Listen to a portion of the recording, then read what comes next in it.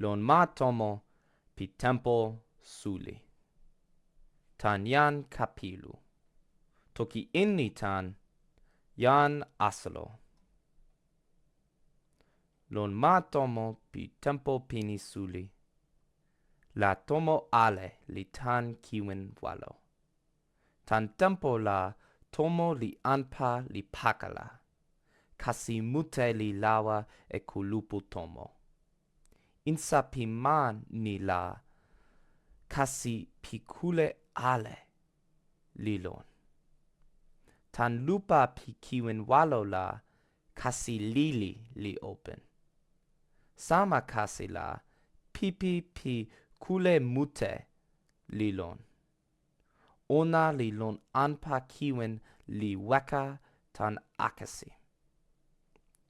Waso suli li yo e kule walo sama kiwen. Suno anpa la sewi li kama jelo li kama loje. Suno weka la mun li kama wawa. Pimeja li lon la kon li lete. Tempo ni la jan ala li lon mane. Lon ma tomo pi jan ala la kalama pona li lon. Lon kiwen walo wan la toki ni li sitelen. Samatelo la ale li tawa. O olin e tempo ni. Tempo ante li lon ala. Toki, I'm really excited to finally be giving this channel's first poetry analysis, especially with such an important poem. For those of you who have not picked up Q yet, Lon ma tomo pi tempo suli shows up at the very back of the official Toki Pona dictionary. And with it being in such a prevalent position, it must be one of the most popular Toki Pona poems ever. Second, of course, to tempo lili, but that one is literally on the official Wikipedia. So, since this poem is in such an incredible position that many other Toki Pona poets dream of being in, the question stands: does this poem deserve its position in Q? Well, let's dive right in. Now, a brief synopsis of what we're going to be covering is, well, we're going to start off with the setting of the poem itself, which takes up a majority of this work. Then we're going to dive into the symbolism of the passage, any little motif that shows up. Then we're going to discuss any allusions to any other poems, particularly one poem. Finally, we are going to discuss the meaning of the poem overall, or rather, my interpretation of the meaning. And as a little treat on top, I'm going to give my own personal opinion on the work as well. Now, the poem is based in this abandoned city made of marble, likely alluding to ancient Greece or Rome, which we can get from the line kiwen walo, or white rock. This great city of marble is now brought to rubble, not from man's own hand, but by nature itself.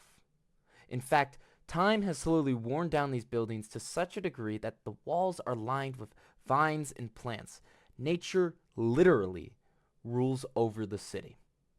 The poem spends the majority of its time setting up the area itself, starting off with the building, then expanding to the wider area with the shift from day to night, eventually concluding by referring back to the building itself and the engraving carved into it, where the poem gives its final message, which we will talk about later.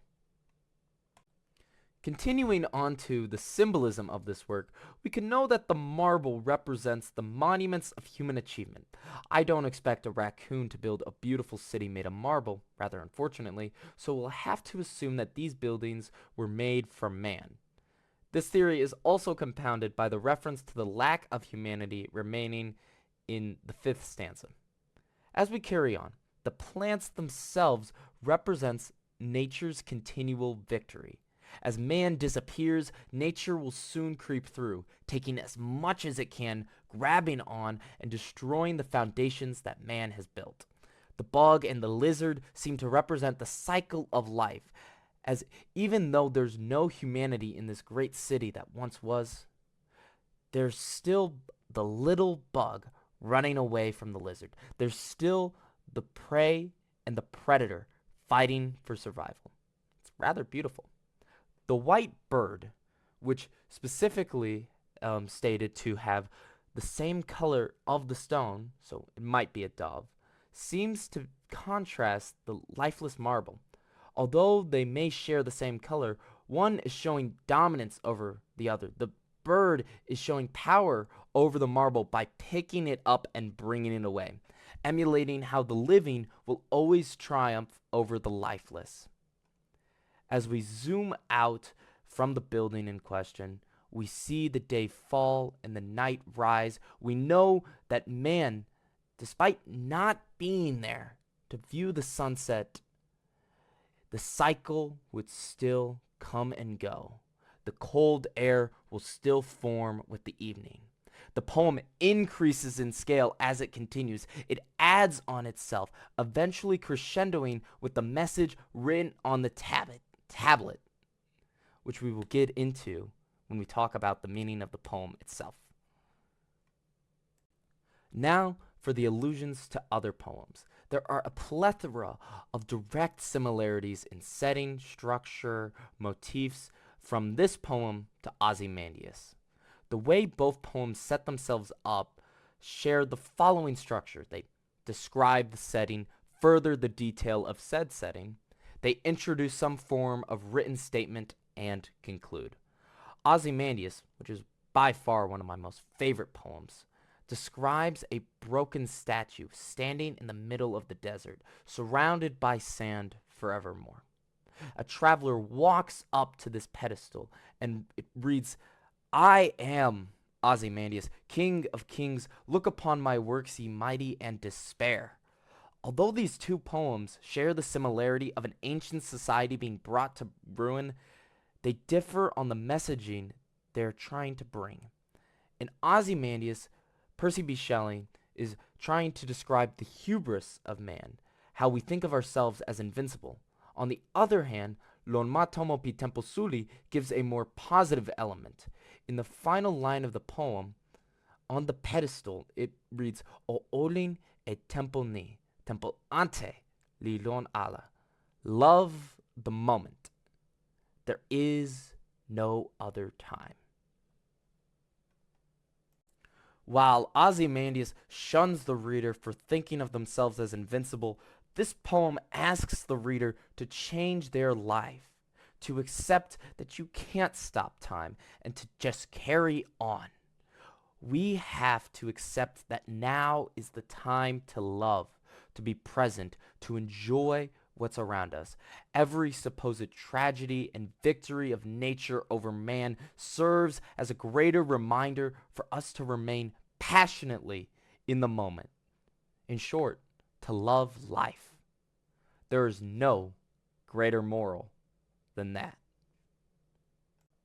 In my personal opinion, I love Ozymandias, and Lo ma tomo pi tempo suli uses a mixture of on-the-nose messaging, especially with the final line, with incredible symbolism that any experienced reader can dive into. It uses Toki Pona incredibly well in that regard. Easily a 10 out of 10. This poem is definitely coup-worthy. But I want to know what you all think. Please talk to me however you want in the comments or over in Ma Pona. Please come to me if you have any questions about my ideas. And if you have any suggestions for any other poems that I should cover, please send them my way. I absolutely love doing this. Ome kapo, omoku e kala pona.